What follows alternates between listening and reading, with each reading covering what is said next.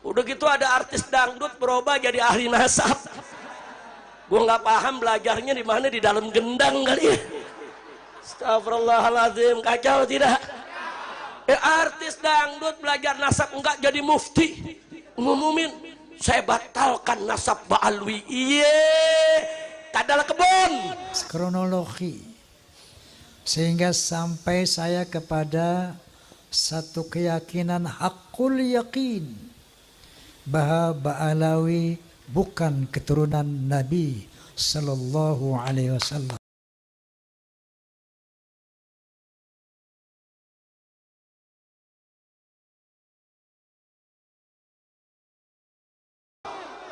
Kita lagi berjuang habis-habisan lawan korupsi, saudara, lawan ketidakadilan, lawan kezoliman, lawan narkoba, lawan judi, habis-habisan. Tahu-tahu muncul ada yang mancing-mancing soal nasab. Iye, unyil. Udah gitu ada artis dangdut berubah jadi ahli nasab. Gue nggak paham belajarnya di mana, di dalam gendang kali ya. Astagfirullahaladzim, kacau tidak? Artis dangdut belajar nasab enggak jadi mufti ngumumin, saya batalkan nasab Ba'alwi. Iye, tadalah kebon. Udah kacau ini negeri, Habib Hamid, kacau ini negeri. Udah gitu ada pakar ahli ikan nila. Udah tahu ikan nila? Dia pakar dari BRIN, tahu tampil sebagai pakar nasab. Nasab ikan cupang. Udah kacau ini negeri, kacau tidak? Kacau tidak? Si Imad, lu tahu Imad? Gue kira lu nggak kenal. Membatalkan nasab Ba'alwi, nah nasabnya aja nggak jelas. Kenapa? Kalau nyanyi nanti sama soneta, tidak ada Roma tanpa soneta, tidak ada Roma, tidak ada soneta tanpa Roma. The sound of Muslim, the voice of Muslim. Hadirin, baik, saya ingin cerita saja bagaimana kronologi sehingga sampai saya kepada satu keyakinan hakul yakin bahwa Ba'alawi bukan keturunan Nabi Sallallahu Alaihi Wasallam. Ini ceritanya panjang sekali, 50 tahun ke belakang. Waktu itu usia saya masih 20 tahun. Dan saya sudah tampil sebagai, ya katakanlah, penceramah muda. Saat itu adalah satu majelis ta'lim di Masjid Ar-Rahmah, Tebet Timur, Jakarta Selatan. Pembicaranya ada satu Habib dan saya mewakili pemuda masjid, seperti itu kira-kira. Ini sosok Habib ini bercerita seperti ini. Kalau ada Habib yang berzina, yang mabuk-mabukan, yang berjudi, mencuri, jangan kata apa-apa. Nah, ini Habib orang Betawi memang. Kalau bahasa Jawa jangan kata apa-apa, ojo muni apa-apa ngono. Menengai. Kenapa? Mereka adalah cucu Rasulullah. Mereka itu ahli surga. Rasulullah SAW pemegang kunci surga.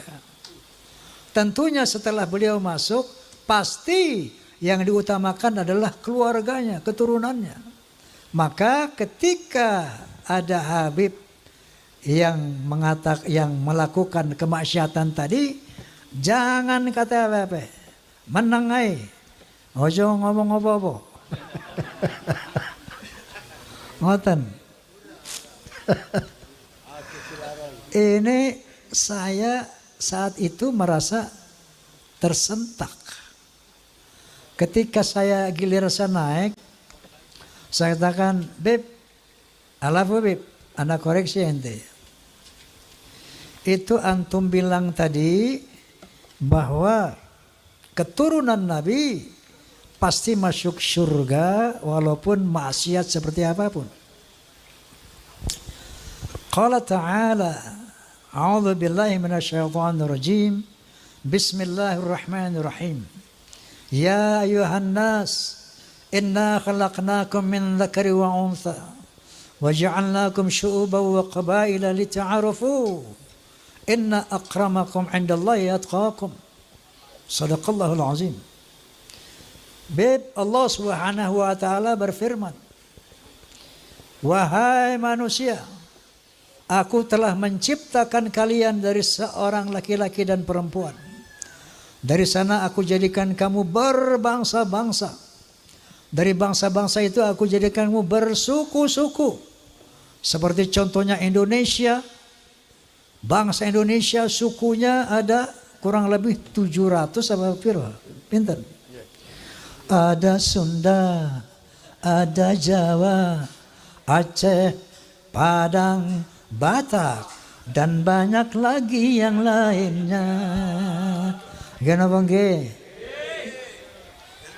Lita'arafu, saling mengenallah. Lita'arafu, saling menghormatilah. Inna akramakum 'indallah atqakum. Sesungguhnya ketinggian derajatmu di sisi Allah adalah takwamu. Bukan dari mana bangsamu, bukan dari siapa keturunanmu. Nabi SAW menyambut firman ini dengan menyatakan, la fadla li'arabiyyin 'ala ajamin illa bitaqwa.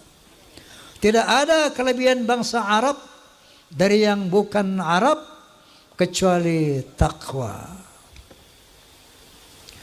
Lalu saya katakan lagi, Beb, bukankah Rasulullah sallallahu alaihi wasallam bersabda, al jannatu lil muttaqina walau kana 'abdan habasyian wan naru lil 'asina walau kana sayyidan quraisyan hashimian. Surga itu untuk orang-orang yang bertakwa walaupun dia budak dari bangsa Habsyi. Contohnya Bilal bin Rabah, budak dari bangsa Habsyi, tapi Rasulullah menjamin bahwa Bilal bin Rabah adalah insya Allah menjadi ahli surga. Sementara orang neraka adalah tempat orang maksiat, walaupun dia dari Sayyid Quraisy Bani Hashim. Ini yang saya utarakan saat itu. Bahkan Rasulullah SAW bersabda, "Lau anna Fatimah binti Muhammadin saraqat laqatta'tu yadaha." Seandainya Fatimah binti Muhammad mencuri, aku sendiri akan memotong tangannya.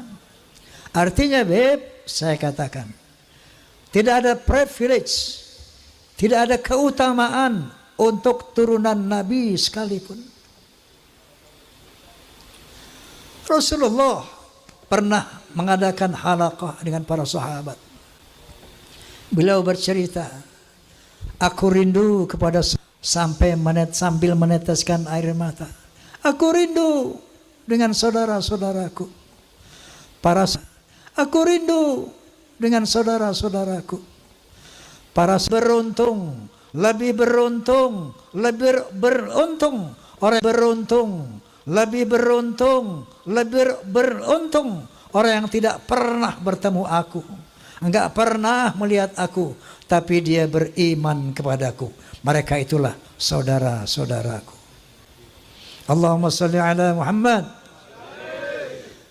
Kalau kita ini 1500 tahun kurang lebih enggak pernah jumpa Nabi, enggak pernah melihat Nabi, tapi kita beriman kepada Nabi, itulah saudara-saudara Nabi. Makanya ketika Rasulullah di akhir hayatnya, dia tidak memanggil keturunannya ya dzurriyyati. Yang dipanggil dia ummati, ya ummati. Islam dinul khalis. Islam adalah agama yang lurus. Rasulullah SAW adalah tokoh yang demokratis, bukan tokoh yang nepotis. Bukan tokoh yang pokoknya nanti semua keturunanku, keluargaku harus masuk surga apapun kesalahannya. Lah. Inilah al-Islam. Itulah sosok kepribadian Rasulullah sallallahu alaihi wasallam. Setelah saya ngomong begitu, ini 50 tahun yang lalu. Hebohlah satu masjid itu. Besoknya saya dipanggil oleh Habib Sepuh. Bang Haji, ente ngomong apa kemarin? Sampai ramai itu orang-orang di masjid. Saya bilang, saya ceritakanlah. Ada Habib ngomong begini, Habib. Saya bilang, qala ta'ala, qala Rasulullah, bla bla bla. Mohon petunjuk, Habib, saya bilang. Apa yang Anda sampaikan itu benar. Apa yang Anda sampaikan itu tidak salah. Tapi saya mohon jangan ulangi lagi kata-kata seperti itu. Kenapa? Karena itu akan merusak ukhuwah Islamiyah. Sejak saat itu saya pendam dalam perut. Saya melihat berbagai macam arogansi, kemungkaran yang dilakukan Habib. Saya nggak mau bunyi lagi.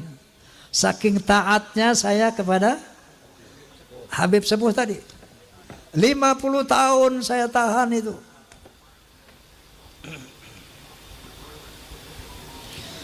Sampai akhirnya muncul doktrin-doktrin yang tidak bisa diterima akal sehat dan sangat merusak akidah, saya pikir. Itu leluhur kami Al-Faqih Muqaddam. Mi'raj satu malam 70 kali. Astaghfirullahalazim. Rasulullah sallallahu alaihi wasallam hanya diizinkan Allah Mi'raj ke Sidratul Muntaha seumur hidup 1 kali. Ketika ada orang mengatakan bahwa moyang kami bisa Mi'raj 1 malam 70 kali, ini telah merendahkan Rasulullah, telah menghina Rasulullah sallallahu alaihi wasallam. Ada lagi berita-berita khurafat. Leluhur kami kalau tidak malu sama Allah dapat memadamkan api neraka cuma dengan kelingking. Inna lillahi wa inna ilaihi raji'un. Kalau tadi menghina Nabi, sekarang menghina Allah subhanahu wa ta'ala. Banyak cerita-cerita khurafat yang lainnya. Ada seorang tukang kacang namanya Sulaiman. Ini tukang kacang sangat cinta sama habaib. Kalau habaib minta kacangnya dikasih semuanya. Saking cintanya sama habaib. Man minta kacang dikasih semua. Man minta kacang dikasih semua. Satu saat si Maman mati. Begitu Maman mati, lapor ini orang kepada Habib tadi. Beb, Maman mati. Ini Maman ahli maksiat. Ibadahnya berantakan. Datanglah ini Habib. Ngasih surat. Ditaruh di lehernya di belakang mayit itu. Man. Nanti kalau Munkar wa Nakir tanya, jangan dijawab. Kasih aja ini surat. Inti masuk surga tanpa hisab.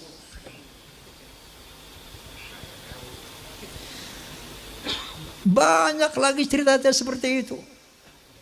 Leluhur mereka semuanya wali. Bisa nurunkin emas dari langit. Yaman itu negeri paling miskin di Timur Tengah. Bagaimana kita percaya dia bisa turunin emas dari langit? Masya Allah, ini goyang apa?